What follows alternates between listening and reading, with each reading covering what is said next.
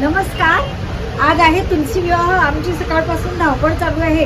लग्न घर म्हटलं म्हणजे धावपळ आलीच. गोडधोड, बापरे, वाजा गाजा, गाजरती आणि काय करायचं, डेकोरेशन कसं करायचं, नवरीला कसं सजवायचं, नवऱ्याला कसं सजवायचं, ही धावपळ सुरू आहे. आणि आपण आपल्या चॅनलवरती तुम्हाला वसू बारसेला, धनत्रयोदशीला, दीपावलीला, पाडव्याला, भाऊबीजेला सर्व आपण ज्या विधी केल्या, ज्या पूजा केल्या, जो एन्जॉय केला, तो सगळा आपण यूट्यूबबरोबर शेअर केला. म्हटलं आता तुळशीचं लग्न पण आपण शेअर करू आपल्या फॅमिलीबरोबर. आणि आज आहे तुलसी विवाह आमच्याकडे आणि सगळे लग्नाला या आवर्जून आणि गोडधोड पोटभर जेवण करून जा, नाही का. आणि आज तुळशी माता माझी कशी सजली ते पण मला कॉमेंट्समध्ये सांगा. कृष्णदेव कसे सजले ते पण मला कॉमेंट्समध्ये सांगा. एकदम उत्साहित वातावरण आहे आमच्या इथे आज आणि तुम्ही लग्नाला नक्की या.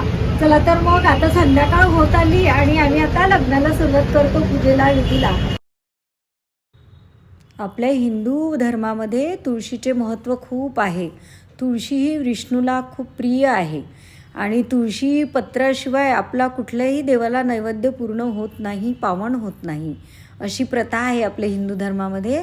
आणि तुळशी विवाह हा आपल्या कार्तिक महिन्यातील एकादशीच्या दुसऱ्या दिवशीपासून सुरू होतो तर पौर्णिमेपर्यंत.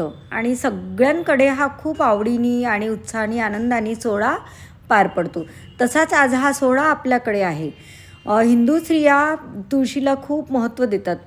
रोज सकाळ संध्याकाळ तुळशीची पूजा केल्या जाते. सकाळी स्नानानंतर तुळशीला पाणी घालणे, दिवा उदबत्ती करणे, प्रदक्षिणा घालणे आणि संध्याकाळी आवर्जून दिवा लावणे, तुळशीजवळ उदबत्ती लावणे. आम्ही तुळशीला आधी सजवून घेतलं. तुळशीला मुख लावलं, तिला साडी घातली, तिला दागिने घातले, नथ घातली, कानातले घातले त्या मुखाला आणि खूप सुंदर सजवून घेतलं. आणि नंतर बाजूला चौरंग मांडला. चौरंगावरती आपण सत्यनारायणाचा फोटो ठेवला. सत्यनारायण म्हणजेच विष्णूचा फोटो ठेवला, कळस मांडला. 3 पानांवरती 3 सुपाऱ्या, एकावरती आपण गणपती ठेवला, एकावरती कृष्णमूर्ती ठेवली, बाळकृष्ण, आणि एका पानावरती आपण सर्व देवांची अशी एकत्र एक सुपारी ठेवली. कारण विवाह सोहळ्याला सर्व देवांची उपस्थिती पाहिजे, नाही का. आणि कलश मांडला, दीपाची पूजा करून घेतली, घंटापूजन करून घेतले, कळसाचं पूजन करून घेतलं. नंतर आपण गणपतीचा अभिषेक केला, नंतर कृष्णाचा अभिषेक केला आणि त्यांची षोडशोपचारे पूर्ण पूजाविधी करून घेतली. आणि नंतर मग आपण फोटोची पूजा करून घेतली. फोटोवर आपण पाणी शिंपडलं आणि पंचामृत शिंपडलं आणि नंतर धूप दीप दाखवून हळद कुंकू करून आपण फोटोची पण पूजा करून घेतली. आणि मग नंतर आपण लग्न लावायची पूर्ण तयारी करून घेतली. अक्षदा करून घेतल्या आणि हळकुंड करून घेतले गळ्यात घालण्यासाठी विष्णूच्या आणि तुळशीच्या. आणि हळद लावून घेतली दोघांना पण, हळदीचा प्रोग्राम केला. आणि नंतर आपण अक्षदा रंगवून घेतल्या हळद कुंकाने. म्हणजे लग्न लागताना त्यांच्यावर अक्षदा टाकाव्या लागतात, त्याच्यासाठी छान अक्षदा करून घेतल्या. आणि पूर्ण पूजाविधीनुसार आपण लग्न सोहळा हा करण्याचा प्रयत्न केला. आपण आता कळसाची पूजा झाली आपली आणि कळसाला नैवेद्य धूपदीप दाखवून नमस्कार केला.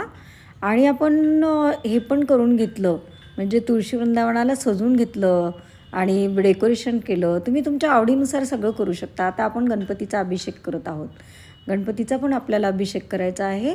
आधी गणपतीचा करायचा. कळसाच्या पूजेनंतर 5 वेळा पाणी टाकायचं, 5 वेळा पंचामृत टाकायचं. नंतर पाणी स्वच्छ धुवून स्वच्छ कापडाने पुसून मूर्ती आणि तिला वस्त्र घालायची आणि नंतर हळद कुंकू वाहून तिची षोडशोपचारे पूजा करायची आहे आपल्याला. आणि नंतर स्वच्छ कपड्याने पुसून षोडशोपचारे पूजा करायची. गणपती पूजनानंतर विष्णूपूजन म्हणजे बाळकृष्णाची पूजा, मग सर्व देवतांची पूजा, मग फोटोची पूजा, मग तुळशीची पूजा, अशा सर्व पूजाविधी आपण एकामागोमाग करून घेतल्या. आणि तुळशी महात्म्य तर आहेच, श्रेष्ठ आहेच तुळशी आपल्या हिंदू धर्मामध्ये. पण तिच्या आपल्या आरोग्याच्या दृष्टीने तुळशीचे खूप फायदे आहेत. तुळशीचा काढा आपल्या आरोग्यासाठी खूप उपयोगी असतो. तुळशीच्या ज्या मंजुऱ्या असतात, त्या बिया ज्या असतात त्या पण खूपच उपयोगी आहेत आपल्या शरीराला. तुळशी काष्ट, तुळशीची पानं, तुळशीच्या बिया, मंजुऱ्या हे संपूर्ण आपल्या शरीरासाठी तुळशीचे मुळं खूपच उपयोगी वनौषधीयुक्त आहेत. तुळशी म्हणजे ही आपल्या हिंदू धर्मामध्ये आपल्या आरोग्यासाठी एकदम संजीवनी समजल्या जाते. त्याच्यामुळे आवर्जून प्रत्येक हिंदू धर्मातील व्यक्तीच्या अंगणाशी तुळस ही असलीच पाहिजे. बघा तुम्ही ज्या अंगणामध्ये म्हणजे अंगणात प्रवेश केल्यानंतर तुळशी वृंदावन दिसतं तर आपल्या नजरेला, आपल्या डोळ्याला एकदम प्रसन्न वाटतं, आपलं मन एकदम आनंदी प्रसन्न होतं. इतकं तुळशी वृंदावन महत्त्वाचं आहे, सकारात्मक ऊर्जा देणारं आहे. तुळशी वृंदावन असणं आणि तुळशीचं झाड असणं आपल्या अंगणात खूप छान आहे. म्हणजे त्याच्यावर नजर पडणं, त्याची हवा, त्याच्या सानिध्यात राहणं आपल्या आरोग्याशी खूप निगडीत आहे आणि खूप महत्त्वाचं आहे. तुळशीचे 3 प्रकार असतात. एक पांढरी तुळस असते, एक रान तुळस असते आणि एक काळी तुळस असते. काळी तुळस ही कृष्ण तुळस समजल्या जाते, पांढरी तुळस ही राम तुळस समजल्या जाते आणि एक रान तुळस असते, तिला पण खूप सुगंध असतो. ह्या तिन्ही तुळस खूप महत्त्वाच्या आहेत आणि आरोग्यासाठी पण खूप चांगल्या आहेत. आणि प्रत्येकाच्या दारी जास्तीत जास्त कृष्ण तुळस आढळून येते. कृष्ण तुळसीला खूप सुगंध असतो आणि तिचे जास्त आरोग्यासाठी आपल्या फायदे सांगितलेले आहेत आपल्या आयुर्वेदामध्ये. त्याच्यामुळे कृष्ण तुळस ही आपल्या अंगणात असायलाच पाहिजे.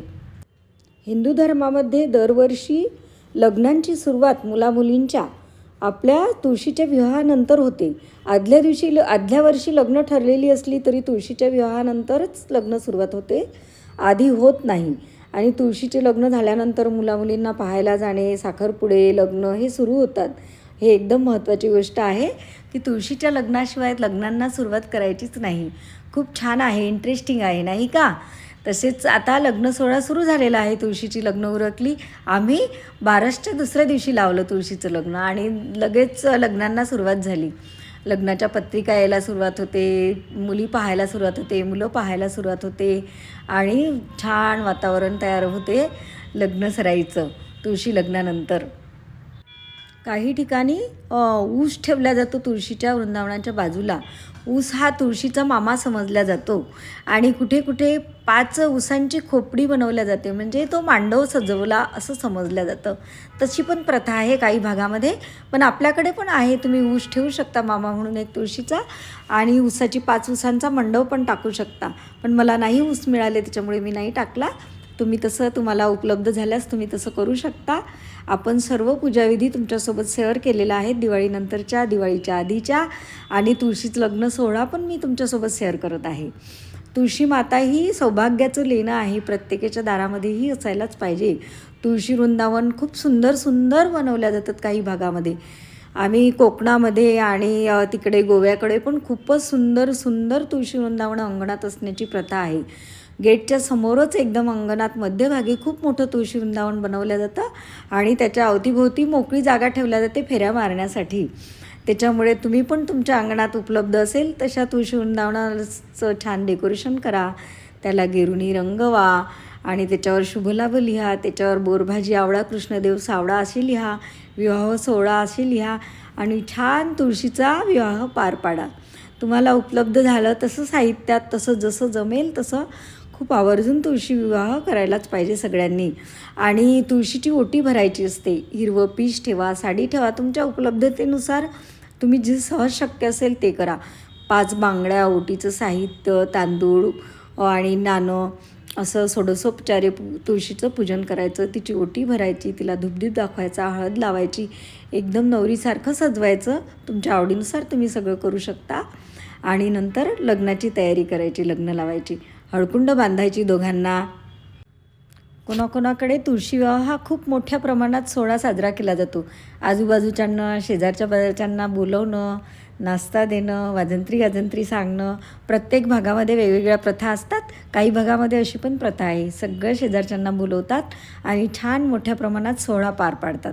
आपल्याकडे आपल्या नांदुऱ्यामध्ये एवढी प्रथा नाही आहे ती तशी, पण घरच्या घरी तरी खूप आनंदात आणि छान साजरा केला जातो हा सोहळा. कुठे कसं करतात आणि आमच्याकडे आम्ही साध्याच पद्धतीने करतो, मी दाखवल्याप्रमाणे, आणि जास्त लोकांना वगैरे बोलवत नाही, घरच्या घरीच करतो. आणि मी अक्षदा भरून घेतल्या आणि आता झाली आपली लग्नाची तयारी. आता आपण बस विष्णूला हळद कुंकू सगळं लावून आणि विष्णूला हळद वगैरे लावून आपल्या यालाच तयारी करूया लग्नाला. नवरी तयार झालेली आहे नवरदेव मंडपात आलेला आहे आणि नवरीला लवकरात लवकर मंडपात हजर व्हायचं आहे. आणि आता आली नवरी पण मंडपात. आता लग्नाला सुरुवात करूया आपण. आणि लवकरात लवकर लग्न लागण्याची तयारी होत आहे. सगळ्यांनी सावधान जे असतील त्यांनी यायचं, लग्न मंडपात हजर राहायचं आहे. चला तर आता लग्न सोहळा विधी पार पाडूया.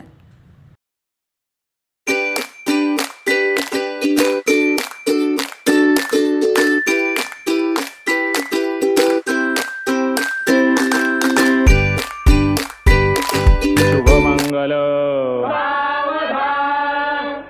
स्वस्ति श्री गणनायकं गजमुखं मोरेश्वरं सिद्धिदं बल्लाळो मुरुडं विनायकमहं चिन्तामणिं थेउरं लेण्याद्रिं गिरिजात्मजं सुरवरं विघ्नेश्वरम् ओधरं ग्रामे रांजण संस्थितं गणपतिं कुर्यात् सदा मंगलं शुभमंगल.